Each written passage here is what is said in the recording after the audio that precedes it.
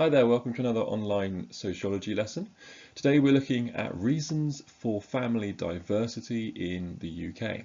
So in our course already we've started off by looking at the 6 different types of family, and that is nuclear, lone parent, same-sex, reconstituted, extended and beanpole families. And we've also looked at alternatives to family, so things which are not sociologically classed as family, such as households of friends living together, but also lone person households.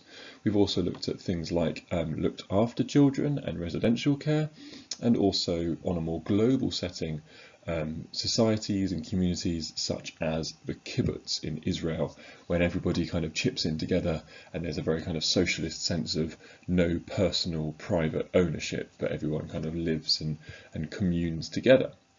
We then moved on to looking at the kind of sociological understanding of family diversity, and we looked at the work of Rappaport and Rappaport when they were the first British sociologists to really fully understand the topic of family diversity.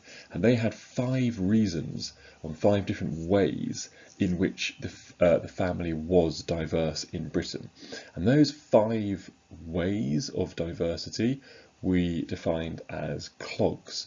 So that's cultural diversity, life course diversity, organisational diversity, generational diversity, and social class diversity. And these are all different kind of factors behind and ways of there being family diversity.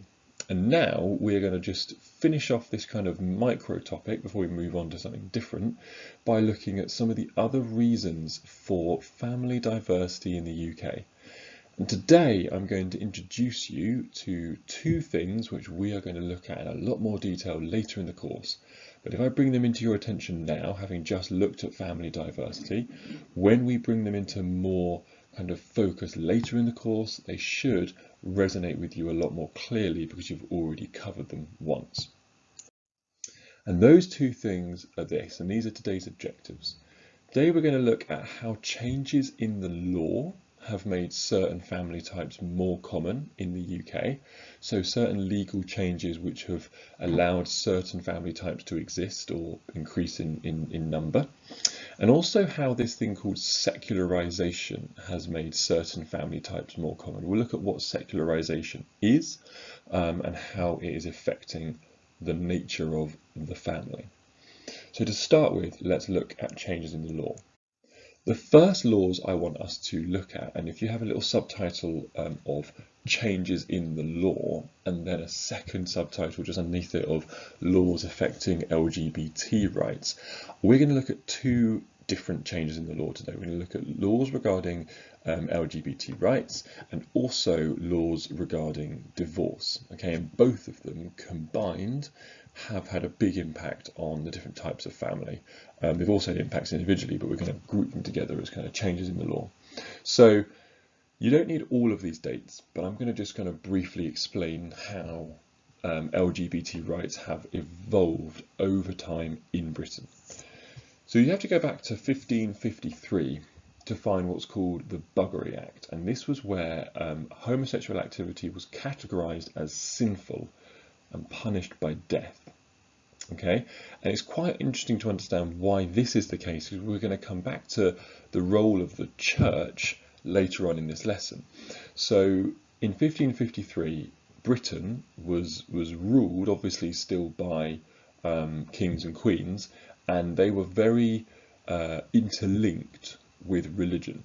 So they would be the heads of state, but also the heads of the church. And therefore they would basically, laws would be made through a religious perspective. So if the religion said it was wrong to do this or wrong to do that, then the law would reflect that. And because many people within Christianity interpret the Bible to suggest that homosexual activity is sinful, that is the law that was put in place in the United Kingdom, because they were following what they interpreted the Bible to be saying. So you've got an act which says that any activity between 2 men is punishable by death. There was never a law to say that the same was illegal between two women. So this law only focused on male homosexuality, but it is a pretty far cry from where we are now as a society to think that this was only kind of 500 years ago. Then in 1967, so a very, very long time after the Bowdery Act, and this is how long a lot of these kind of laws lasted, sexual activity between two men was decriminalised. So up to this point, it wasn't punishable by death, because that law kind of faded out in time, but it was still seen as illegal if two men engaged in sexual activity. Up until 1967, which is only roughly 60 years ago. Okay, so we're really talking about something quite recent, within a generation, within your grandparents' lifetimes. And so up to this point, it was illegal for two men to have sex. And then after that, things began to move relatively quickly. So in 2010, it becomes illegal for anybody under the Equalities Act to be discriminated against based on any factors: race, religion, ethnicity, gender, disability, or sexuality. Okay, so you can't be treated in the workplace, in the school place, in any environment, any social agency. You can't be treated negatively because of the fact that you're gay. That's just not, it's just illegal now. So you've gone a long way from it being punishable by death to being, legally equal. And then moving forward, so this is the date which we do need to try and remember, is in 2014, same-sex marriage legalised in England, Scotland and Wales. Okay, so the law was passed in 2013, but actually became law, and it actually kind of went through all the processes by 2014. So the first same-sex marriages in England, Scotland and Wales could happen in 2014. Okay, and that same decision was taken this year in Northern Ireland, bringing them in line with the rest of the UK. So 2014 is the date which you need to write down, and the date which you need to know, okay, because this is the time when a new type of family has become a possibility, a same-sex type of family, certainly people moving towards marriage rather than civil partnership. Okay, so this is really, really important for you to understand that this is the change in the law which has affected types of family, and we'll look at that now. Okay, so you can see by this graph, if I just put a little red circle around the bit that I want us to focus on, this graph shows the rates of civil partnership and same-sex marriages. Now you can see over the last sort of 14 years, civil partnerships have decreased in number.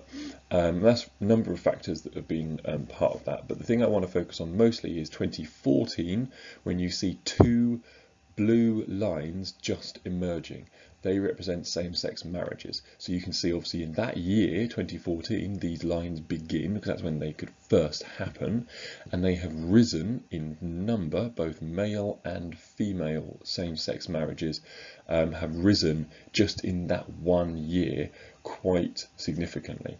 So the rates of same-sex marriage began in 2014 and have been rising ever since. Okay, so this is a new trend which we are seeing in families and have never seen before, because it's never been legal before. So it's a really, really interesting trend. We're now going to move on to our second law, so make sure you've got some notes about how same-sex marriage has become legal and it's influenced the types of family we see. We're now going to move on to looking at laws regarding divorce. Okay, so here I want you to write a second subtitle, which is Laws Affecting Divorce. And we're going to look again at kind of the history of the law and how it's changed in the most sort of recent years. So to start with, historically, divorce was a privilege of rich men. Now, that was never written in the law. It wasn't in the law that only men could get a divorce, but the law did say that only those who owned property could get a divorce. And in those days, property was something that only men could own. Women weren't able to own property at all, but also property was only available to those that were wealthy enough to purchase it. So really, it was essentially only allowing rich men to get divorces, which means that for a number of years, you probably had a lot of women who were in marriages where they maybe didn't want to stay, but weren't able to do anything about it. So there would have been a lot of people who wanted to get a divorce, but just weren't able to, because that wasn't a reality. So they just kind of stayed together because that was all they knew, it's all they could do. Then in 1969, this thing called the Divorce Reform Act comes into play. Now, the Divorce Reform Act was basically a huge law which completely changed the game when it came to divorce, because up until this point, if you wanted to get a divorce, you had to prove with evidence that your partner had been at fault. So if they were having an affair, you had to prove it. You had to get evidence of them having this affair. If they were abusive or drunk or they'd abandoned you, you had to prove it, which was really difficult for somebody if their husband or their wife was manipulating them or kind of abusing them in a very, very subtle manner. They couldn't get a divorce without proving it.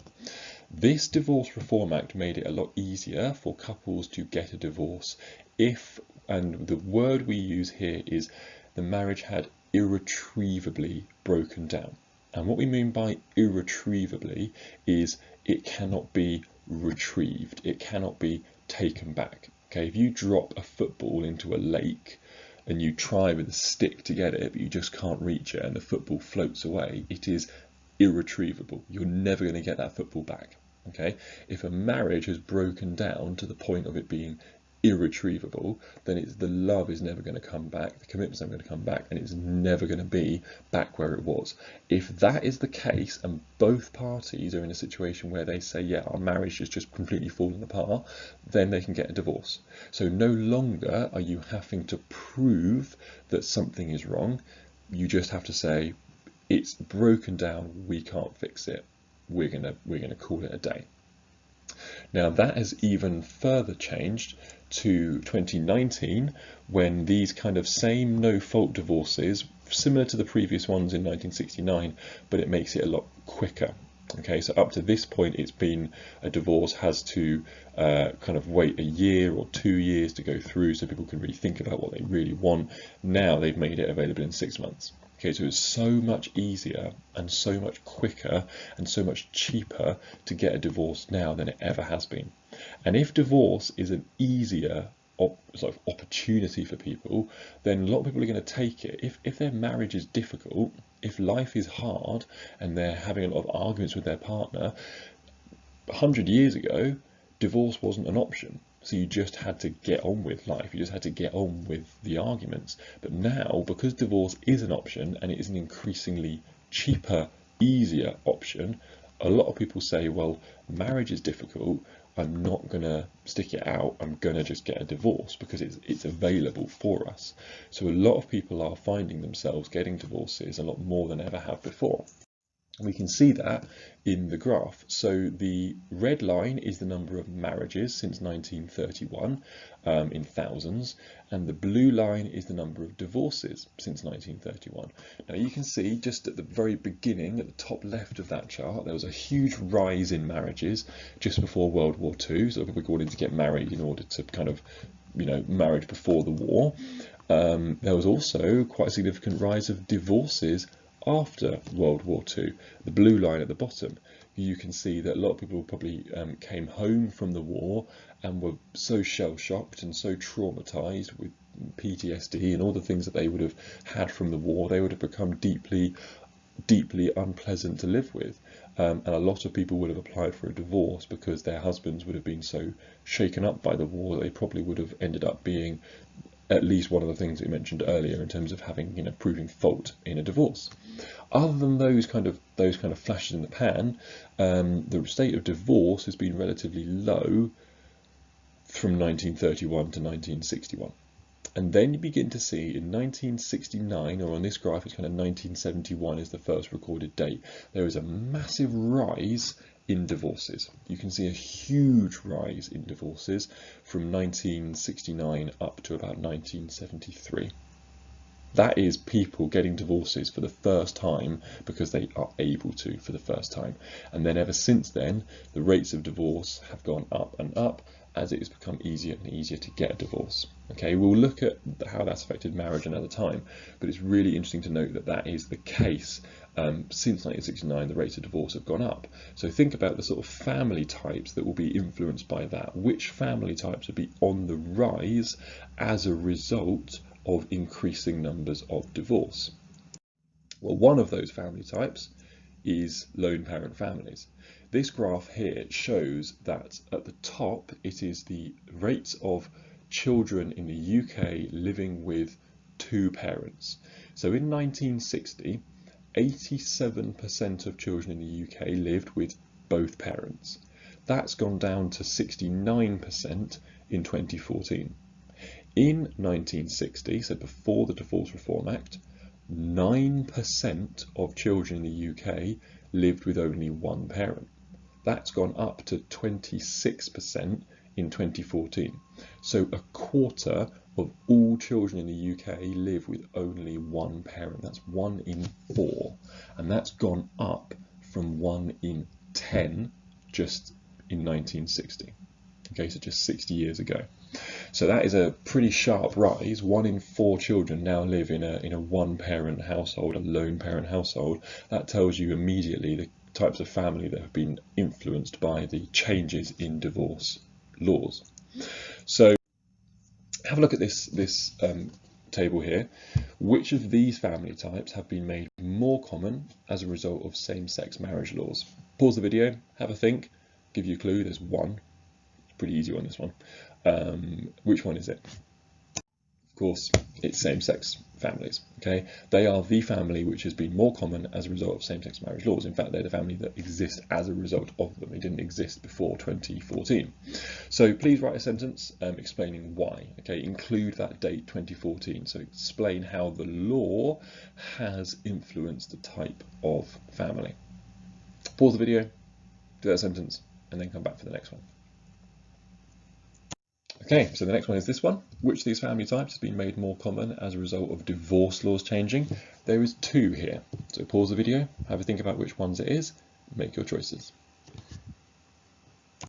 Okay, and here's the answer. So obviously lone parent families is relatively obvious. If you've got, rise in divorce, you'll have a rise in parents separating and leaving one with the children as a lone parent.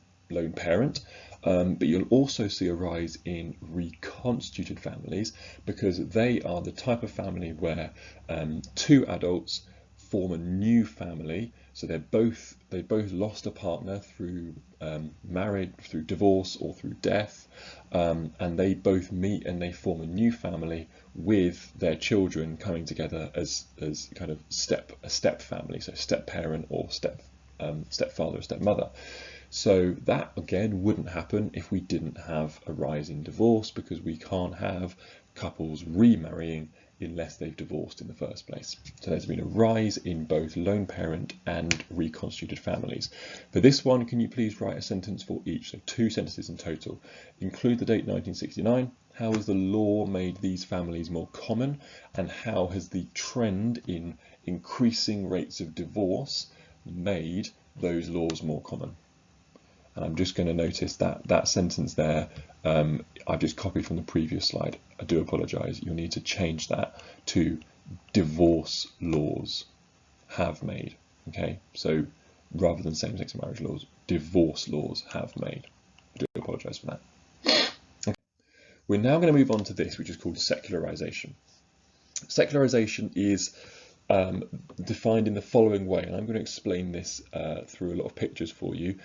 But I'll read this definition first and then I'll read it again at the end. Society is becoming more secular.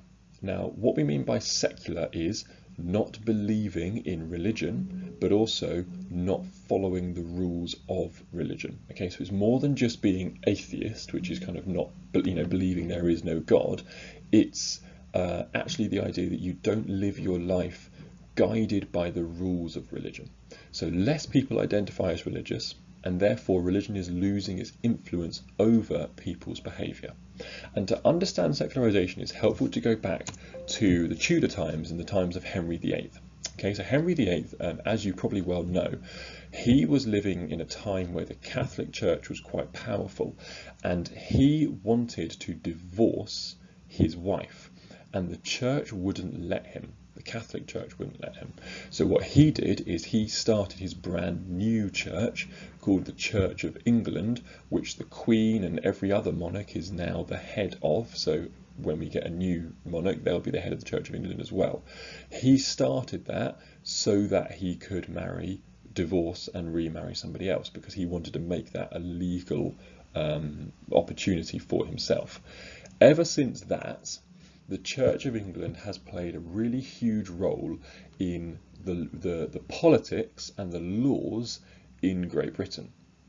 Because the church, Henry started the church as the kind of the church of the monarchy, the king or the queen used to impose laws on the people based on what the Church of England said. So the Church of England has the following values about family. It says marriage is for life, marriage is for one man and one woman, and sex should only occur within marriage. Now, a lot of these values within the church are changing, so not every Christian or not every person who goes to the Church of England believes all of these things. For example, a lot more people are becoming a lot more accepting of same-sex relationships, but the Church of England still stands by and large, these values. And up until recently, most people in the UK went to church on a Sunday and followed the teachings of that church. And so if most people go to church, most people are going to live their lives based on the church's values. So people for a long time in the 1960s, 1970s believed that marriage is for life, so you don't get a divorce because you're married for life.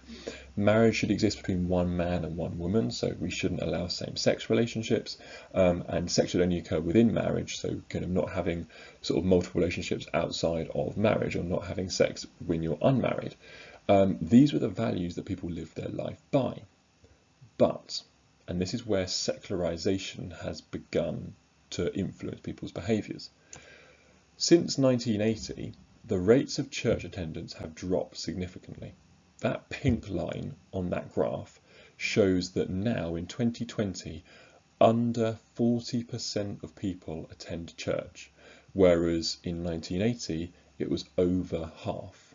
So over 50% used to, and now it's down to about 38% people attend church, which means the majority of the UK does not attend church. They might attend another place of worship, another religious building, but they do not attend church. And this is showing that the UK is, by and large, becoming at least less Christian, if not less religious. And so if the majority of people are not attending church, then we take away that line, because those people are no longer going to church. And if those people are no longer going to church, then they're also not going to be guided by the values of church. So the church still holds on to those values, but those values do not have any more such power and influence over how the general public behave, because the public don't attend church, and therefore they don't hear those values and they don't adhere to those values. Instead, the public have a new set of values, which largely is summarized by live your life and don't hurt anybody.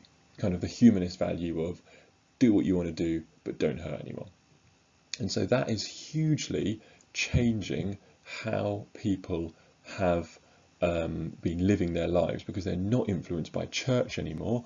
They are therefore no longer sort of deciding that marriage is for life, divorce is wrong, same-sex marriage is wrong, etc., etc., etc. Okay, so the church has lost its influence over people's behaviour. As a result of this, have a go at this. As a result of this, have a go at this table here.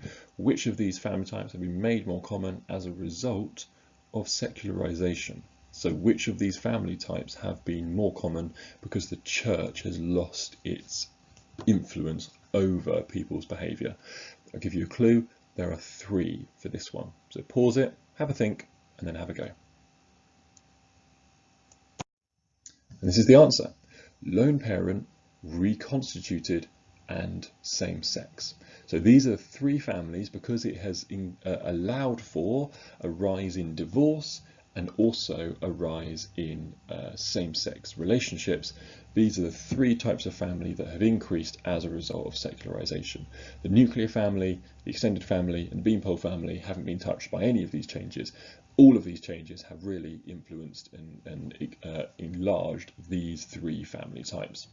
So Again, to finish off, can you please write a sentence for each of these, so 3 sentences this time, explaining why secularisation has led to an increase in same-sex families? And again, I've put the wrong sentence on there, I do apologise. Use the starter, secularisation has made. Okay, and just briefly define what secularisation is, and then explain how the lack of church influence and church power over people's lives has led to an increase in families which maybe go against the values of the church. Okay, once you've done that, I'm going to finish off with just a really quick check your knowledge, true or false quiz. So to start with, true or false? Rates of same-sex marriage have decreased since 2014. Is that true or is that false? Number 2, the Divorce Reform Act was in 1979. True or false? Number 3, rates of divorce have increased over the past 50 years. True or false? Over 40% of people still attend churches in the UK. True or false? And finally, the Divorce Reform Act 1969 led to an increase in extended families. Is that true or false? And finally, for the answers, okay, so the first one, that was false. The rates of same-sex marriage have increased since the law came into place. Number 2 was also false. It was 1969, not 1979. Number 3, that is true. Rates of divorce have increased over the past 50 years as a result of the Divorce Reform Act in 1969. Number 4 was false. It was 38% currently attend churches, so under 40% of people. And the final one was also false. It did not lead to a rise of extended families, but lone parents and reconstituted families, maybe because of divorce, but also could be because of increased death or whatever it might be. Okay, but extended families were not a rise due to divorce. That's due to other factors which we won't look at today. Okay, so you've got your 2 main factors there, changes in law and secularisation. I hope it makes sense. We will come back to these in time, so don't worry if you're not 100% on this just yet. Do what you've been given, give those sentences a good go, and send me what you come up with. Thanks very much.